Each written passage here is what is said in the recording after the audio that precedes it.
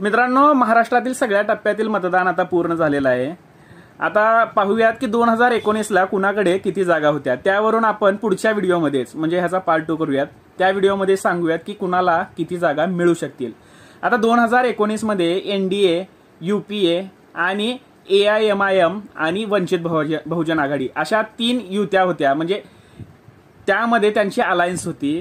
त्यामध्ये पाहायला गेलं तर एनडीए ही शिवसेनेसोबत होती ज्या वेळेला शिवसेना फुटायची होती त्याआधी, आणि यूपीए ही अजित पवार गट, काँग्रेस आणि त्यांचे मित्रपक्ष ज्या वेळेला राष्ट्रवादी सुद्धा फुटायची होती त्यावेळेला एनडीएला मिळालेल्या होत्या जवळजवळ 41 जागा। 48 पैकी 41 जागेंवर एनडीएचा विजय झाला होता आणि यूपीएला 48 पैकी 5 जागा मिळाल्या आणि एआयएमआयएम आणि वंचित यांना 48 पैकी 1 जागा तर अपक्ष म्हणून 1 जागा नवनीत राणांनी जिंकल्या होती।